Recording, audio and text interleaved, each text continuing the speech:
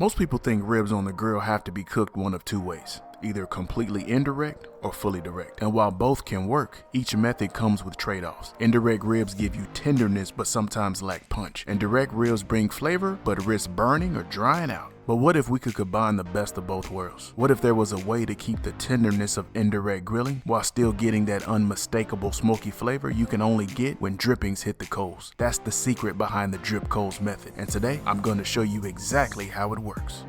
This technique actually came from me experimenting with different charcoals. I picked up a bag of B&B briquettes one day because they were on sale, and I was curious to see how they compared to Kingsford Originals, the briquette almost everybody knows. What I found was that B&B briquettes excel at stability. That is, they hold a steady temperature for a long time. That's huge when you're trying to run a cook like spare ribs without constantly babysitting the fire. Kingsford Originals, on the other hand, behave differently. When you first pour them out, those coals keep climbing hotter and hotter for about 30 to 40 minutes before they settle down. And while that makes them a little harder to manage as a main fuel source, they give off this really intense smoky flavor. It's almost like that classic backyard barbecue taste. So I asked myself this: how do we get the stability of B&B and still harness the flavor punch of Kingsford? And the answer became the drip coals method. By placing a few Kingsford briquettes directly under the meat, we can turn drippings into smoke vapor and build layers of flavor without sacrificing temperature control.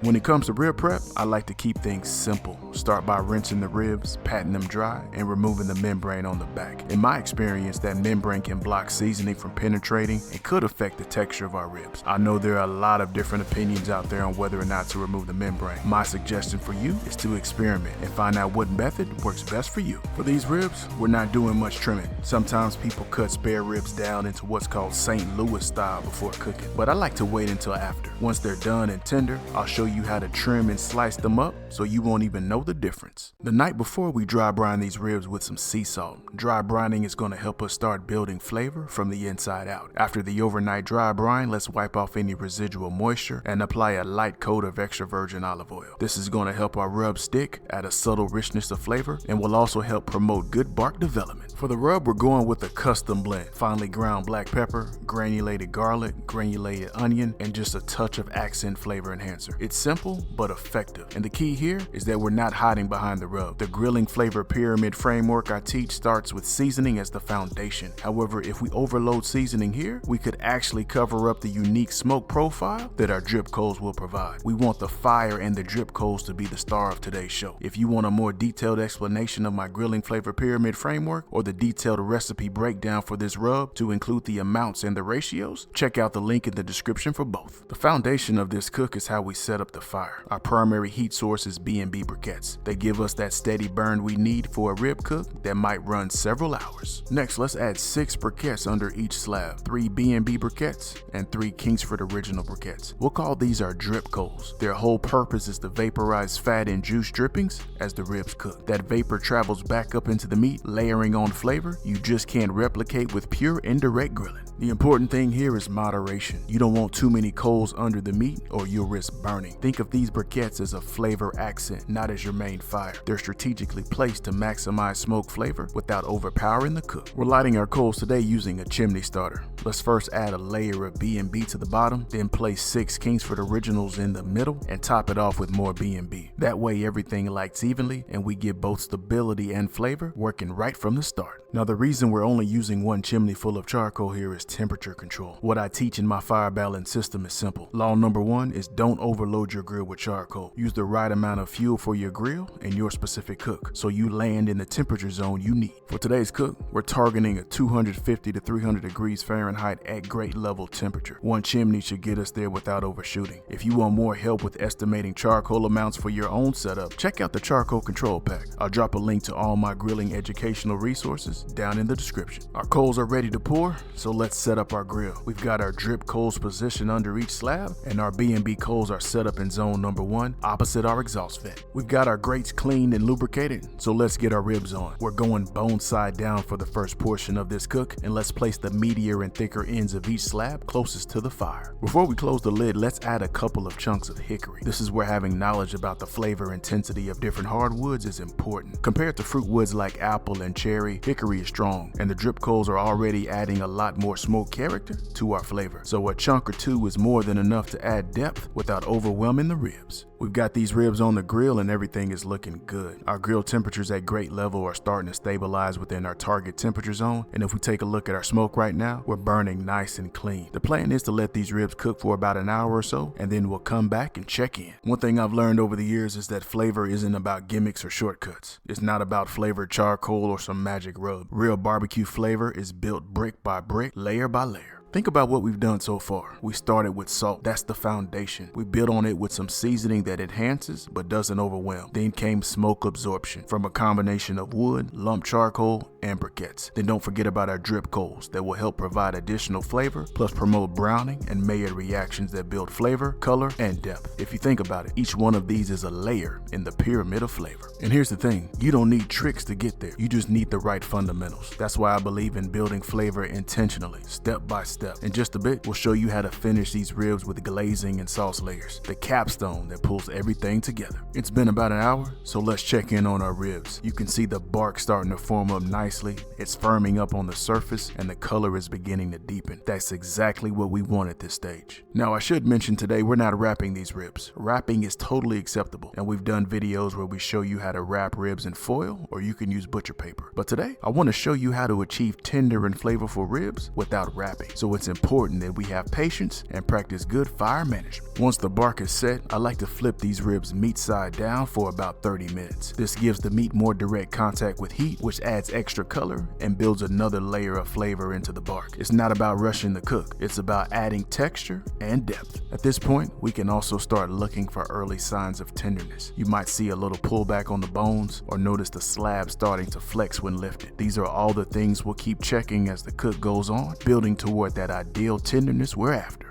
After going meat side down for 30 minutes, let's flip the ribs back to bone side down, and that's where they'll stay until they're done. From here, it's all about patience and paying attention to tenderness. We're dialed in today and our fire management is on point. We're maintaining a grate level temperature of between 250 to 300 degrees Fahrenheit. About every 30 minutes, we'll come back and do a tenderness check. We're not chasing an internal temperature today. We're probing for tenderness and feel. We're using our instant read thermometer to slide between the bones. And you can also go old school and use a simple toothpick. What we're looking for is that warm butter feel. When the probe or toothpick slides in with almost no resistance, that's when you know these ribs are getting close. Now we're starting to see all our signs of tenderness. We've got bone pulled back, the slab is flexing, and when we probe with both our thermometer and toothpick, it's sliding in smooth like warm butter. All these signs are telling us we're right where we want to be. So now let's begin glazing. We're using a thin mop sauce today. Just barbecue sauce cut with apple cider vinegar until it's runny, and we'll add a little bit of butter for extra richness. This keeps it light and lets each layer soak in instead of just sitting on top. Instead of applying a heavy coat of barbecue sauce, we're gonna brush it on in a thin glaze. Let it cook for about 30 minutes, then come back with another layer and then another. Think of it like we're painting flavor onto ribs. Each layer adds shine, depth, and balance.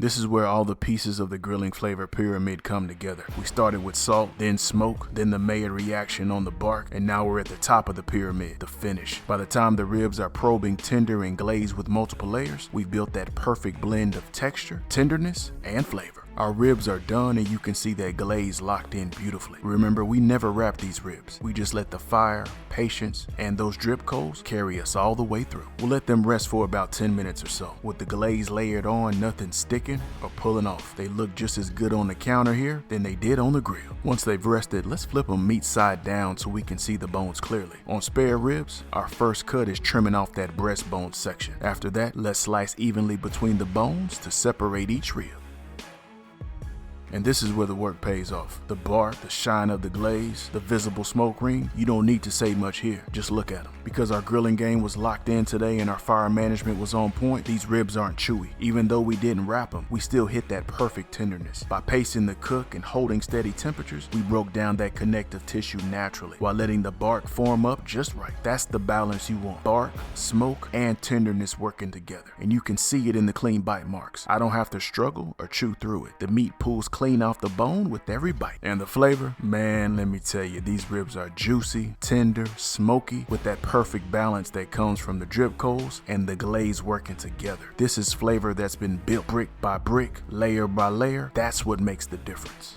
If you enjoyed this cook and want to take your grilling game further, we've got some resources to help you out. First, if you're curious about the exact gear we use today, the grill, chimney starter, thermometers, we put it all together in a recommended gear list. That way you don't have to guess. Next, if you want help dialing in your fire setups and knowing exactly how much charcoal to use, check out the Charcoal Control Pack. Think of it like a field guide. It's loaded with cheat sheets, fuel charts, and setup diagrams that take the guesswork out of fire control. And if you're ready to go even deeper into the fundamentals, we built the Fire Management Guide. That's where we pull together years of trial, error, and lessons learned. It covers fire management, fuel science, and the principles we've talked about today in a way that applies to any grill you cook on. All these resources, from the gear list to the guides, are linked in the description below. We built them to equip you with the tools you need to master your fire and your flavor. We covered a lot today. You saw how the drip coals method gave us the tenderness of indirect grilling with the smoky punch of direct grilling. We used B&B briquettes for steady heat, layered in Kingsford for flavor, topped off with lump charcoal for fuel, and added wood chunks for even more depth. We started with a dry brine, kept our rubs simple, and built flavor brick by brick, from smoke to bark to that thin glaze layered on at the end. That's the craft of grilling. It's how we transform a simple slab of ribs into something you're proud to serve. Thank you so much for hanging out with me for today's cook. If you learned something new, be sure to smash that like button and drop a comment and let us know. And if you haven't already, hit that subscribe button so you don't miss what's coming next. Until next time, grill boldly, serve proudly, and enjoy the process.